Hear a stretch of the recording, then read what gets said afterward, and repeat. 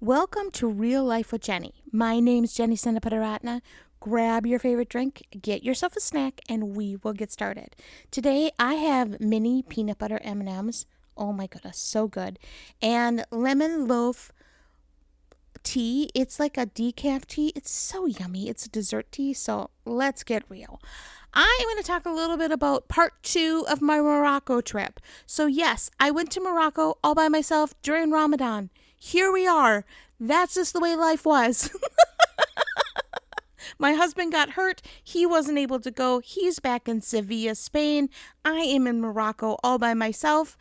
And I am thinking that this is a bad plan. Now, so my tour guide told me he would pick me up at 10:30. So I got up, I had breakfast. It was a lovely but very weird breakfast. It's always weird when you go and they have carrots for breakfast, like they have a salad bar. That's always a little bizarre. I did a video on it. It was kind of cool. I did have my first ever mandolin. Mandolin? I don't know. They're cookies and they're delightful, and so I had one of those. Anyway, so I had my breakfast. I met him, had my little backpack with all my stuff. Now, what I have not mentioned up till now is I did not look at the weather maybe appropriately. It was 45 degrees and I had a t-shirt on. It was very cold. And so he picked me up and told me all about his Ramadan dinner and how things went and all that kind of good stuff. And told me a little bit more about his faith and prayer. And I was like, I know a little bit about prayer. Like, that's something I know a smidge about. And he was like, oh, really? And so he was like, we just pray to different gods. And he is like, yes, wouldn't it be great if you prayed to the right God? And I'm like, yeah, that's kind of what I think about you. But I didn't say that. So we had some discussions about religion as we waited for the bus to show up, the big bus once again. So we get on the bus. And he brings me back to the port. Now, I'm telling you at this point, I'm like, I don't want to go back to the port. I have no desire to go back to a place that I did not have great memories. It was very stressful. They have a lot of machine guns, and it was just not somewhere I wanted to go back to. He said I wasn't allowed to stay on the bus because I was like, can I just stay on the bus? Like, let me just stay here. I'll listen to a book. You go get the rest of the people because we were meeting a tour. And then the rest of the tour would be with us, and I would be on this big tour again. And I thought, that makes me comfortable. Yes, please. But he was like, I can't stay on the bus. So I get off the bus, and one guy comes over, and he was like, ma'am, can I give you my jacket? You look like you're freezing. And my tour guide said, no, she's made a decision. And so I wasn't allowed to get a coat. I was like, okay, that's fine. It was a very odd situation. So we get there and he starts introducing me to all the tour guides who are waiting for their tours. So I met at least like 8 different gentlemen, all in their 60s, all completely like Arabic, which is great. And I met them all. And I don't think I passed muster because none of them would take me. I think he was trying to figure out where to put me. Like, maybe someone will take this poor lady away. Like, take her away, someone. And I found out that the tour that was coming to meet me was stuck in the boat. Like, they couldn't get off the boat. Because that was just the way things were going. And so he decides to call a friend who happened to have the same name as he did, Hajesh and Hajesh. So I meet Hajesh too, and he was like, I'm going to take you on a tour. And I'm like, no, I'm good. I will just wait. I'll wait for the tour to come. I don't care. It's not that big of a deal. And he was like, no, ma'am, you need to go on your tour. And I'm like, no, I'm fine. I would like to wait for everybody else. It's already been, Jenny was stuck in a hotel. I wasn't allowed to leave. I was like, I'm not going to now not be with a group. And he was like, nope, VIP. You need to smile and stop crying, is what he said. And so all of a sudden, I find myself in a taxi with a brand new person that I've never met, I've never seen a picture of. I have no way to tell people because I have no internet. I have no cell service. I am completely isolated because my internet stopped working when I crossed over into Africa. So I have no way of communicating with anyone at this point. It is just me and a stranger in a taxi driving through Morocco. And now when I booked the tour, I knew what I was going to be doing. Like I knew 9:30 we would be doing this, and 10 we would be doing this, and 10:30. Now that was a different tour than what I'm currently on. Now I'm on a VIP whack-a-mole kind of situation. I don't even know what's going on. So I get in a taxi with a Arabic driver who is very nice but does not speak any English or Spanish.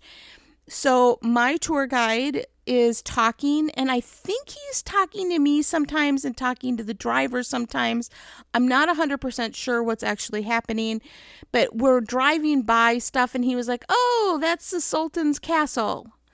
You're supposed to be able to go in there, but you can't because you're a woman, so you can't go." And I was like, "Oh, okay." He's like, "If you were with the tour, you could go in, but you're not, so you can't go in and see the Sultan's castle." I was like, "Okay, that's one thing I wanted to see, but I guess I won't. That's fine." So we drove by. I waved, I didn't actually wave because there were people with standing outside that were guards. I didn't think I'd draw attention, but I saw it, and I couldn't go in because I was on my VIP tour that I don't think was very VIP. Anyway, and we're driving, and we're driving, and we're driving. I think we drove for about 45 minutes. And I'm like, I don't feel very VIP. Now, I did learn something very interesting because they had all these signs. In Minnesota, we have these signs that are like, "Look out for deer. Deer will be crossing. Don't hit the deer." And there they had like little wild boar signs. And they had them, "Don't feed them." And then they had, "Watch out for them." And he said they have that because it's in the Muslim, they don't eat pork, and neither does a second religion, which is Jewish. They don't eat pork, and they don't believe in killing an animal that they're not going to eat. So the wild boar are completely overtaken the area. So they're everywhere. So you just have to be careful whenever you get out of the car because you could be they're everywhere. So you just have to watch out. And I was like, well, that is interesting. So there are lots of wild boar signs. I actually never saw them, but that's okay. So we are driving, and we're driving, and he's talking and talking, and he's talking about his mother-in-law. I think he was trying to tell mother-in-law jokes. I'm not 100% sure, but it's okay. Like, he's driving.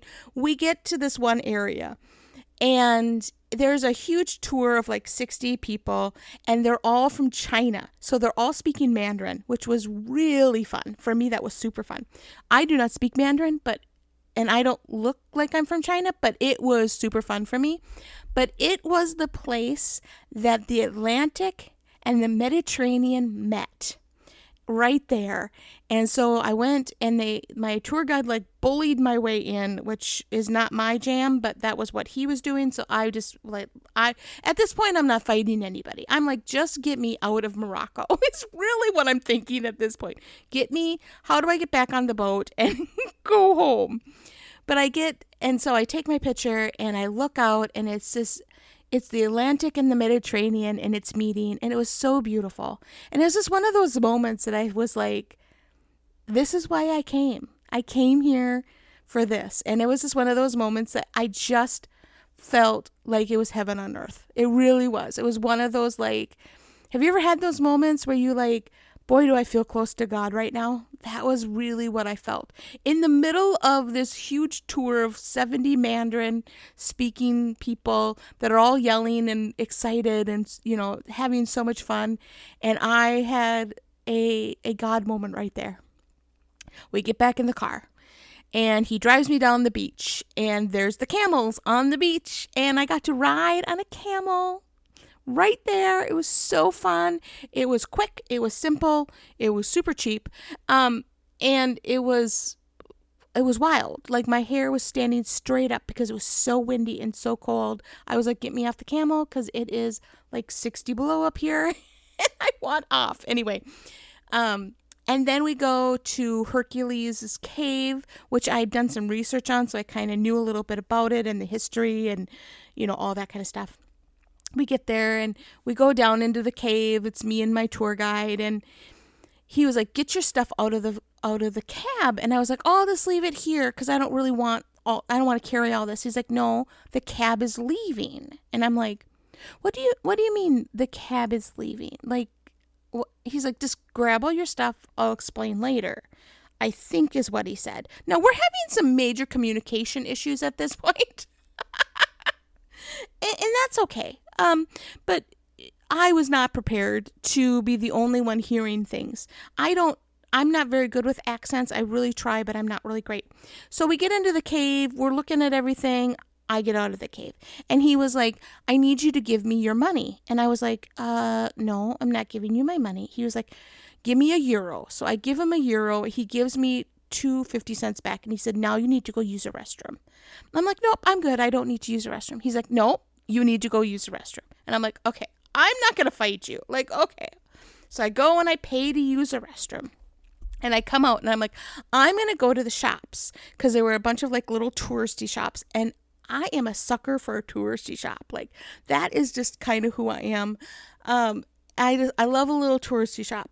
And he was like, "No, you're a single woman. You can't. Come sit down." And I'm like, "Well, no, I'd like to go." And he was like, "No." He got very irritated with me and had me sit down. Well, he ordered me a drink. He ordered me some tea. And I was like, "Great." And he's like, "No sugar for her." And I'm like, "No sugar. I need sugar." Like, do you see me? Like, don't tell me I can't have sugar. So we compromise at a little bit of sugar. And so I got this tea, and he didn't drink anything because they don't drink or eat during Ramadan until after the sun goes down. So he did explain to me that makes people cranky. People are kind of cranky during this season because they can't eat or drink or have alcohol or cigarettes. So they're very cranky during this time, which I'm glad he did, because there was a lot of cranky going on later that was explained because of that. And so that made a little bit more sense to me. So we sit down, and I'm now trying to figure out how to drink this scalding hot tea, as I'm not allowed to order it because I was a woman, so I wasn't allowed to do that. But I was allowed to have it. And so we're sitting there, and so I put my earbuds in because we're not talking, because he's pulled out his phone. He's watching TikTok or something. I don't know what he's doing, but he's not talking to me. He's not eating or drinking. I'm supposed to be drinking this tea. And I think this is supposed to be our break time. I'm not 100% sure what's going on. Like, honestly, I have no idea what's going on. All I know is that we're at the Hercules Caves, and I have no taxi, and I am now drinking a tea that I didn't really want. So I'm sitting there, and all of a sudden, the first tour guide comes floating down into the area. And I'm like, "Oh, okay, we were waiting for him. That would have been an easy enough thing to say, right? Okay, that's fine." So the whole tour comes through, and he comes running over to me. He's like, "Jennifer, are you happy?" "Sure, I'm happy." Like, what do you want from me? He's like, "Okay, go get on the bus." I'm like, "Well, can I go now that your tour's here? I'll just kind of follow your tour." He's like, "No, you need to get on the bus." So, obedient little Jenny that I am, I get on the bus. So I'm on the bus, and I'm waiting for the tour to come.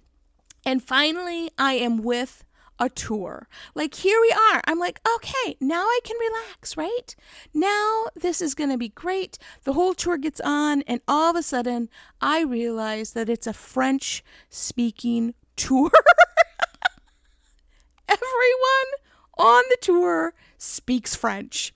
I booked an English tour. I know I did, but that's not how it worked. So, yeah, I have no idea what was being said because it was all in French.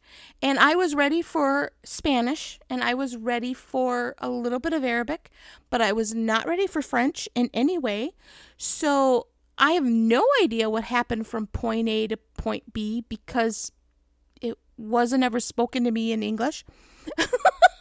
So the bus stops, and my second tour guide, Hajesh number 2, decided to stay with us. And I think he did because he realized that I knew nothing about what was going on because it was all in French. And so he told me, leave my stuff here. And so he kind of like walked me through what was happening. We were at the market. So there's a marketplace in this town, and it's really old, and it's got 5 gates, and it has to do with different things, and it all symbolizes stuff. And he's telling me, and I'm trying to understand and follow the group, because he kind of wanted me to be behind the group and like just the two of us have a tour. And I'm like, no, I want to be with the group. And so there was a tension going on, right?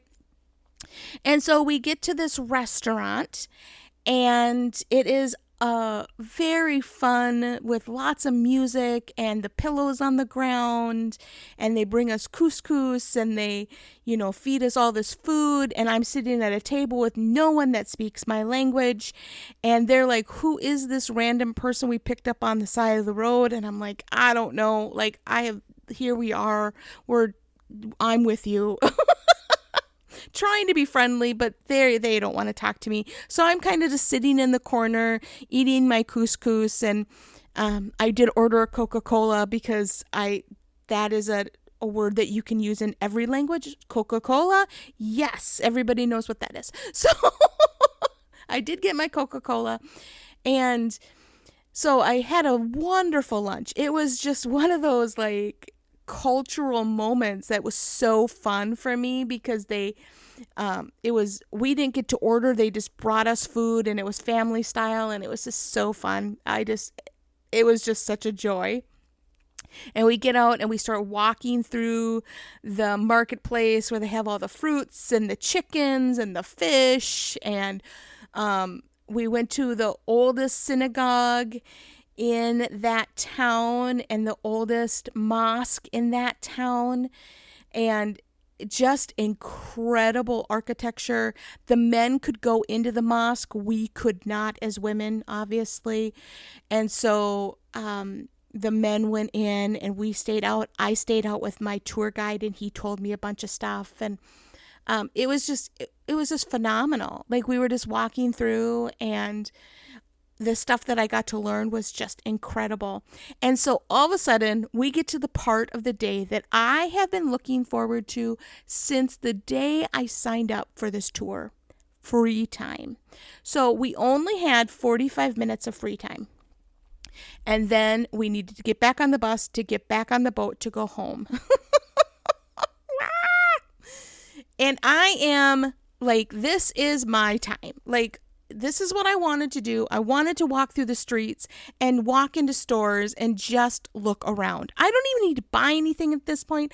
I just love to like watch the culture and see what's happening, and those kind of pieces.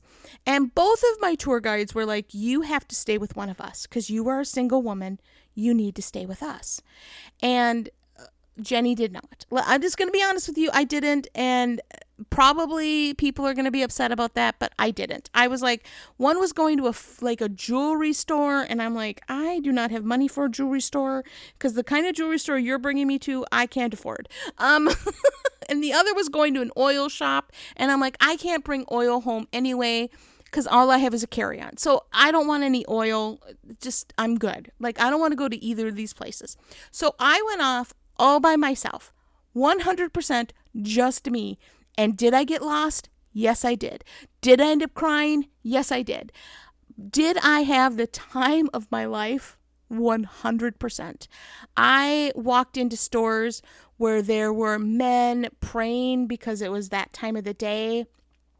And I walked back out to be respectful because I didn't want to bother what was going on.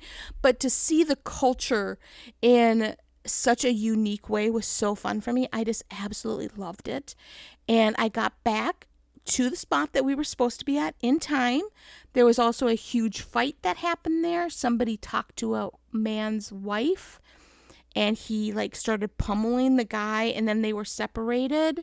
The two guys were separated, and the guy took the woman by the hair and drug her up the street, and all of the tourists tried to get involved, and the men made a path for him to walk her up the path so none of the tourists could get to him. It was quite disturbing and upsetting, and something that I was not super comfortable with, but there was nothing I could do. But it was one of those moments that when I got back on the bus and we were actually missing 2 people and I got lost, and it was just, there was a bunch of other stuff that happened.